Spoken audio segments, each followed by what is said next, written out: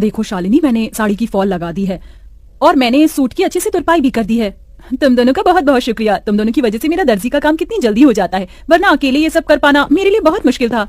बातें बाद में कर लेना, ये लो जल्दी से नींबू पानी पी लो। बाजार में तो नींबू के भाव चांदी के भाव जितने चल रहे हैं, तो तुमने ये नींबू पानी कैसे बनाया? वो पड़ोस वाली काकी है ना, उनकी नौकरानी आज नहीं आई थी, तो मैंने उनके घर के थोड़े बहुत काम कर दिए थे, इसलिए उन्होंने पैसों के बदले मुझे ये नींबू दे दिए। ये भगवान भी कैसे कैसे दिन दिखाता है। हम गरीबों को गर्मी के मौसम में नींबू पानी पीने के लिए भी हमें कितनी मेहनत करनी पड़ती है। अदिति की बात सुन बाकी बहुएं उदास हो जाती हैं। शालिनी इन सभी बहू में से सबसे बड़ी बहू थी जो दर्जी का काम करती थी। वहीं बाकी घर संभालने के साथ साथ शालिनी के दर्जी के काम में मदद भी किया करती थी। इन पांचों के पति सड़कों पर झाड़ू और मजदूरी करने का काम करते थे, जिससे यह मुश्किल से 2 वक्त की रोटी ही खा पाते थे। अरे वाह शीला, तुमने तो अपने घर का हुलिया ही बदल दिया। कितना सुंदर लग रहा है तुम्हारा घर। वो तो अच्छा लगेगा ही ना, पूरे 1 लाख रुपए जो लगाए हैं घर के रेनोवेशन और पेंट में। वैसे मेरे ख्याल से तुम पांचों को भी अपनी ये बाबा आदम के जमाने की गुफा को रेनोवेट करवाना चाहिए। न जाने इतनी गर्मी में तुम लोग इस गुफा जैसे घर में कैसे रहते हो। खिड़की दरवाजे तो ऐसे हैं कि अगर किसी का हाथ लग गया तो वहीं टूटकर गिर जाएंगे। पांचों बहू की घर की बेइज्जती करके घमंड दिखाते हुए शीला अपने घर के अंदर चली जाती है। अपने घर की इतनी बेइज्जती होता देख पांचों बहुओं को ही काफी दुख होता है। अरे बाप रे बाप, ऐसा लग रहा है कि धरती लोक पर नहीं बल्कि सूर्य ग्रह पर पहुंच गया हूँ। कितनी गर्मी है। इतनी गर्मी में गुफा में सोगे तो गर्मी नहीं तो क्या ठंड लगेगी? क्या गुफा? और नहीं तो क्या, ये गुफा क्या आप लोगों को घर दिखाई देती है? शादी को इतना समय हो गया है, लेकिन हम एक ढंग के किराए के मकान में भी नहीं रह सके। कभी कभी तो लगता है इस गुफा जैसे घर को छोड़कर जंगलों में चले जाऊं और वहीं रहूं। याशिका की बातें सुन सभी लोगों को इस बात का एहसास तो होता है, लेकिन अपनी गरीबी और लाचारी देखते हुए वो कुछ नहीं कहते और ऐसी गरीबी में उनके दिन बीतने लगते हैं। अमृता, अगर तुम ना होती तो इतनी गर्मी में हमें ये ठंडा पानी पीना भी नसीब नहीं होता। जमीन ठंडी रहती है ना, इसलिए मैंने पानी के मटके रखना शुरू कर दिया था ताकि कड़ी से कड़ी गर्मी में भी हमें ठंडा पानी मिल सके। कल रात थोड़ी बहुत चैन की नींद नसीब हुई थी। वैसे ये कपड़ा गीला कर ओढ़कर सोने का आइडिया सच में कमाल का निकला। अब तो मैं रोज ऐसे ही सोऊंगी। पांचों बहुएं हमेशा अपने ऐसे छोटे मोटे जुगाड़ से गर्मी से थोड़ा बहुत बैक लिया करती थी। शालिनी देखो ना, मेरी साड़ी फिर से फट गई, इसे सिल दो। कितनी बार एक ही साड़ी को बार बार सिलकर पहनेंगे? जब से शादी हुई है तब से लेकर आज तक एक भी साड़ी नहीं पहनी है। वही 2-3 साड़ियों को सिल कर ही पहन रहे हैं। अदिति इतना बोल ही रही होती है कि तभी उन्हें बाहर से साड़ी वाले की आवाज आती है, जिसे सुन पांचों बहुएं जैसे ही बाहर आती हैं।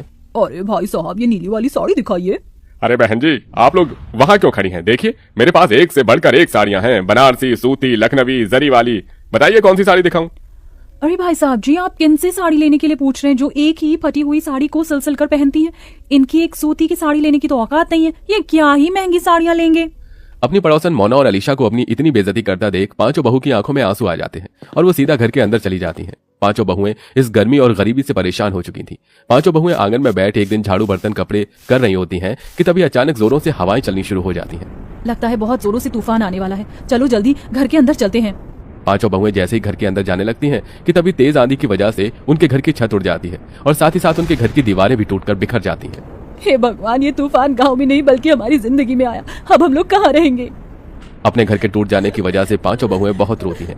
शाम होते ही इन सबके पति घर आते हैं और ये सब नजारा देख उन्हें भी काफी दुख होता है, जिसके बाद अब वो सभी सिर छुपाने के लिए जंगल की तरफ बढ़ते हैं और एक बड़े से पेड़ के नीचे बैठकर अपनी रात वहीं गुजार लेते हैं। जहां ये सभी लोग रहते थे वहां पर एक बड़ी सी नदी भी बनी हुई थी जो तूफान की वजह से काफी गंदी हो गई थी, जिसे देख पांचों उस नदी की सफाई करते हैं और ऐसे ही उनके कई दिन गुजर जाते हैं।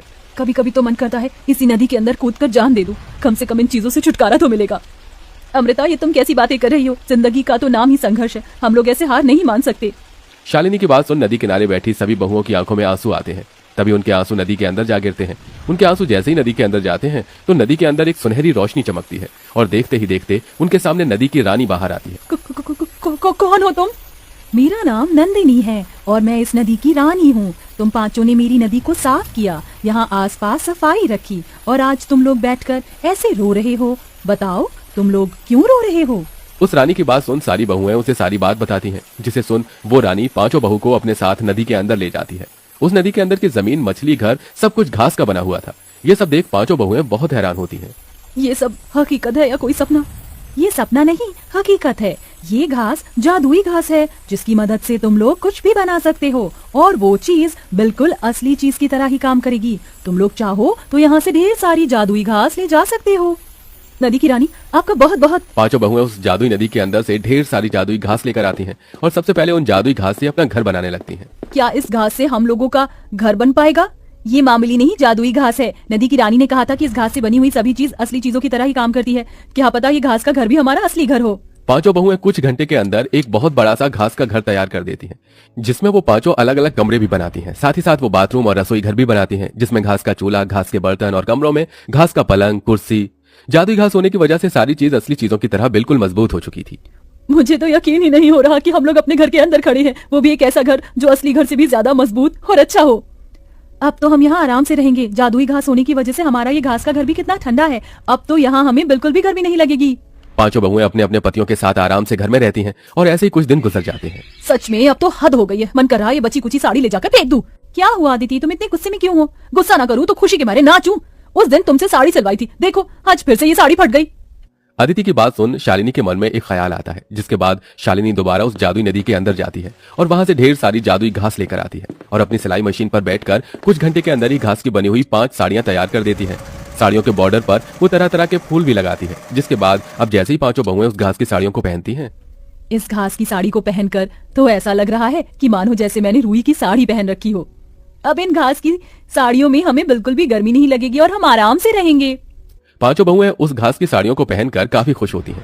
जिस तूफान से इन पांचों का घर टूटा था, उस तूफान में गांव में और भी कई लोग थे जो बेघर हो गए थे। ये सब देख पांचों बहुएं उन लोगों के लिए जादुई घास से घर बनाती हैं। अरे आप लोग तो हमारे लिए देवी हो। जो चीज सरकार और अमीर लोग न कर सके वो आपने कर दिया। आपका एहसान हम कैसे चुकाएंगे। जादुई घास के घर बनाने के साथ साथ पांचों बहुएं गरीब औरतों के लिए घास की साड़ियां भी बनाती हैं, जिन्हें वो काफी सस्ते दामों में बेचती हैं। बरसों से सपना था कि सूती की साड़ी लूंगी, लेकिन हमेशा पैसों की कमी की वजह से ना ले सकी। लेकिन आज आपकी वजह से मैं रुई जैसी मुलायम साड़ी पहन सकूंगी। आपका बहुत बहुत शुक्रिया। जरूरतमंदों की मदद कर पांचों बहू काफी खुश थीं। वो घास की साड़ी बेचकर थोड़े बहुत पैसे भी कमा लिए थे, जिनको अब वो बुटीक में लगाती हैं और बुटीक खोलती हैं। घास की तरह तरह की ड्रेस बनाकर बेचती हैं और अब उन सब के पति अपना खुद का काम शुरू कर देते हैं, जिससे अब धीरे धीरे उनकी जिंदगी सही राह पर आने लगती है।